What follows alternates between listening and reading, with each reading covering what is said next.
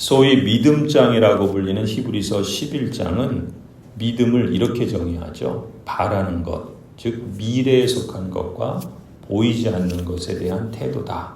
믿음은 미래에 속한 것과 보이지 않는 것에 대한 우리의 태도다라고 믿음을 정의합니다.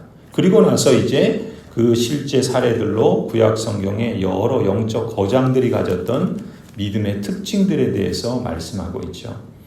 오늘 13절을 보면은 이렇게 말씀합니다. 이 사람들은 앞서 언급하고 또 앞으로 계속 언급하는 이 구약 성경의 믿음의 거장들이죠. 이 사람들은 모두 믿음을 따라 살다가 죽었습니다. 이렇게 말합니다. 영적 거장들의 믿음을 얘기하면서 하필 죽음과 연관시켜서 말씀하고 있다는 것을 우리가 주목할 필요가 있어요. 앞서 믿음을 뭐라고 정의한다고 했습니까? 미래에 속한 것, 지금은 보이지 않는 것에 대한 태도가 믿음이라 정의했죠. 그렇다면 그 중에 하나가 뭐겠습니까? 죽음입니다. 죽음은 미래에 속한 것이고 지금은 보이지 않는 것이 사실 죽음이죠. 그것 가운데 그 죽음에 대한 태도가 바로 믿음의 문제다라고 할 수 있는 것이죠. 그래서 그 히브리서 11장의 전체 요약이 13절이라고 한다면, 다시 말해서 이 사람들은 모두 믿음을 따라 살다가 죽었습니다 라고 하는 이것이 11장의 전체 요약이라고 한다면, 그래서 이후에 실제로 그 믿음의 사람 한 사람을 소개하면서 특별히 믿음의 주제인 죽음과 연관시켜서 말씀하고 있는 것을 우리가 볼 수 있어요. 가령 히브리서 11장 19절에 보시면 하나님께서는 이삭을 죽은 사람들 가운데서도 되살릴 수 있다고 아브라함은 생각했던 것입니다. 그러므로 비유하자면 아브라함은 이삭을 죽은 사람들 가운데서 대받은 것입니다. 아브라함을 소개하면서 그는 하나님께서 능히 이삭을 죽은 사람들 가운데서도 다시 살릴 수 있다고 생각했다는 것이죠. 이 말씀은 뭘 배경으로 합니까? 하나님께서 100세 낳은 그 유일한 아들, 친자식을 하나님께 바치라 라고 했을 때 아브라함이 그 이삭을 하나님께 제물로 바치려고 하지 않습니까? 그때 그 사건을 배경으로 하신 말씀이죠. 그러니까 아브라함을 소개하면서 그는 능히 하나님께서 이삭을 죽은 사람들 가운데서도 다시 살릴 수 있다고 생각했다 그럽니다. 죽음 그 이후의 부활에 대해서 언급하고 있는 것이죠. 또 21절도 보시면 야곱은 죽을 때 믿음으로 요셉의 아들들을 하나하나 축복해주고 그의 지팡이를 짚고 서서 하나님께 경배를 드렸습니다. 야곱을 소개하면서 야곱은 죽을 때 믿음으로 자녀들 하나하나를 축복해주고 하나님께 경배를 드렸다 기록을 합니다.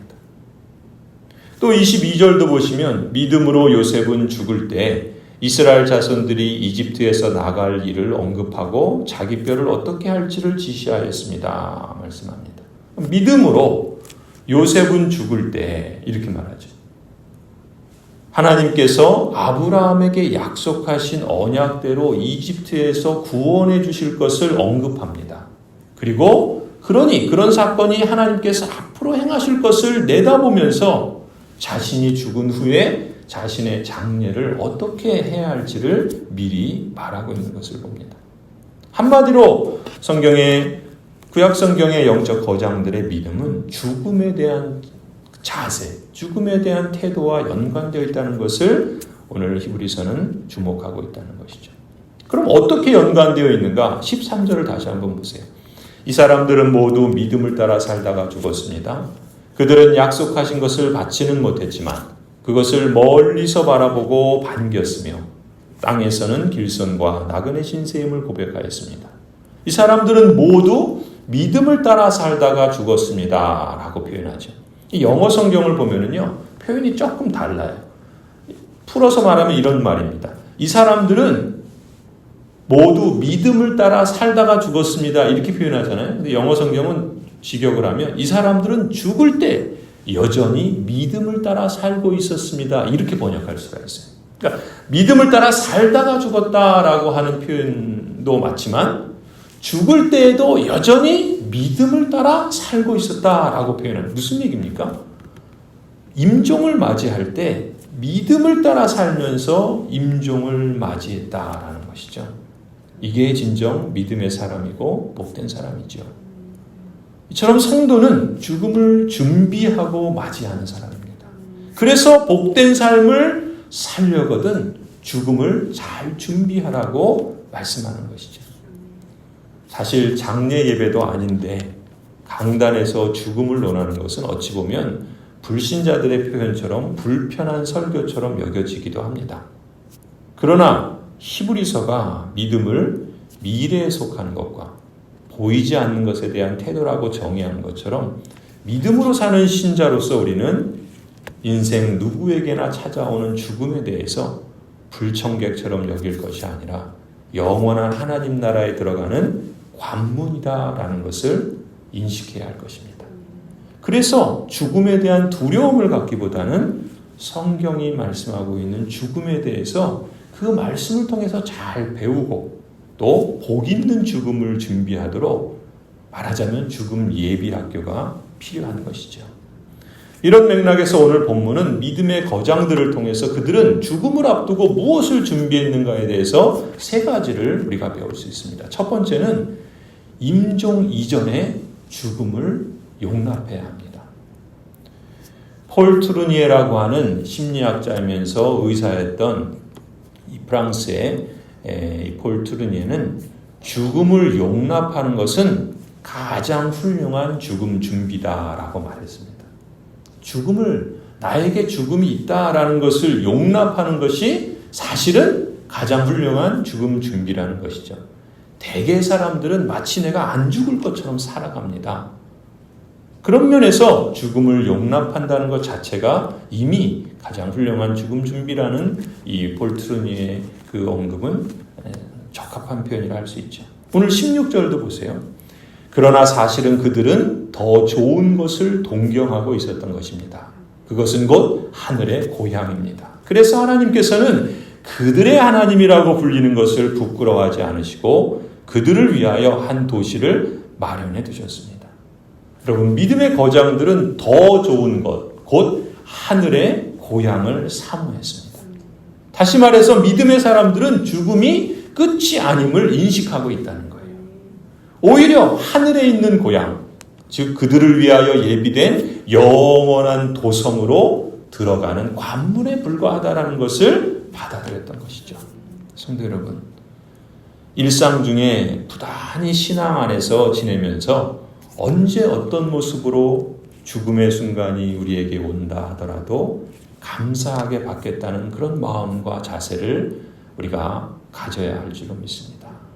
만약 의식이 있어서 임종을 맞게 된다면 죽음을 피할 것으로 여기기보다는 내게 주시는 하나님의 선물로 여길 수 있도록 성령 하나님께서 우리 모두를 주관해 주시기를 간절히 기원합니다. 두 번째로 죽음이 남의 것이 아니라 내 것임을 인식하는 것이 필요합니다. 우리는 남의 죽음에 대해서는 이렇게 저렇게 많은 말을 합니다. 하지만 정작 자신의 죽음에 대해서는 아무 준비도 못한 채 죽음의 순간을 맞이하는 경우가 태반이지 않나 싶습니다. 죽음을 미리 준비하는 사람은 지혜로운 사람이라 그러죠. 모세도 그의 삶을 마무리하는 즈음에 그런 고백을 하지 않습니까? 인생의 그 날을 계수하는 사람이 지혜로운 사람이다. 죽음을 미리 준비하는 사람은 그런 점에서 지혜로운 사람이요. 또 남겨진 가족들을 위해서도 좋은 길이라 믿습니다. 오늘 21절을 한번 보세요. 야곱은 죽을 때 믿음으로 요셉의 아들들을 하나하나 축복해주고 그의 지팡이를 짚고 서서 하나님께 경배를 드렸다 말씀합니다. 믿음으로 야곱은 죽을 때 그 자손의 자손들을 하나하나 축복합니다. 그리고 지팡이를 짚고라도 끝까지 하나님을 경배하고 예배하며 임종을 맞이합니다. 또 22절도 보시면 믿음으로 요셉은 죽을 때 이스라엘 자손들이 이집트에서 나갈 일을 언급하고 자기 뼈를 어떻게 할지를 지시하였다 기록합니다. 요셉도 임종 시에 이스라엘 자손들이 떠날 것을 말하고 있는 것이죠. 무슨 얘기입니까? 하나님께서 아브라함에게 언약하셨던 그 말씀을 기억하고, 어떤 말씀이에요? 430년 후에 그 이스라엘 민족 언약 백성들을 이집트에서 약속의 땅 가나안으로 들이실 것이다 라고 하셨던 언약 아닙니까? 그것을 누가 언급하고 있어요? 그 후손인 요셉이 자신이 죽을 때 그 자손들에게 그 하나님의 언약을 상기시켜주고 있습니다. 그러면서 그 말씀을 자신도 받아들이고 믿기 때문에 이제 자신도 죽으면, 지금 자신은 비록 이집트 땅에서 죽지만 자신이 죽은 후에 자신의 뼈를 약속의 땅 그곳에 안장해달라고 그렇게 유언을 남깁니다. 요셉은 죽음을 맞이하면서 하나님께서 이스라엘 자손에게 약속하신 출애굽의 비전을 떠올리고 그 믿음을 따라서 자신의 장례를 치러줄 것을 자손들에게 말합니다. 성도 여러분, 임종이 있기 전에 자녀들에게 하나님의 약속과 또 하나님의 비전에 대해서 들려주겠노라 준비하는 태도는 어떨까요? 또 요셉은 또 자기 뼈를 약속의 땅으로 가지고 가라고 유언을 하지 않습니까? 그 자신 역시 얼마나 하나님의 약속과 그 비전에, 그 계획에 충실한 삶을 살았는가를 보여주는 대목이라 봅니다. 성도 여러분, 임종시에 또 혹은 임종이 있기 전에 자녀들을 축복해 주시기 바랍니다. 감사할 일을 감사하고 혹 용서할 일이 있다면 용서해야 되겠습니다. 그러면서 회개할 일이 있다면 하나님 앞에 회개해야 할 것입니다. 또 오랜 세월 동안 가족이나 친지들에게 허물도 있고 사랑의 빚도 있다면 임종 전에 해둘 수 있기를 바랍니다. 마지막 세 번째, 그리스도인들은 이미 영원한 생명을 받았음을 기억하고 그 하나님의 약속을 끝까지 붙잡을 수 있기를 바랍니다. 19절에 보면은 하나님께서는 이삭을 죽은 사람들 가운데서도 되살리실 수 있다고 아브라함은 생각했던 것입니다. 그러므로 비유하자면 아브라함은 이삭을 죽은 사람들 가운데서 되받은 것입니다. 아브라함은요, 하나님이 능히 이삭을 죽은 자 가운데서 다시 살리실 줄로 믿었던 것이죠. 조금 비유는 이렇게 적절하진 않지만 쉽게 이해하기 위해서 이런 설명을 드리면 어떨까요?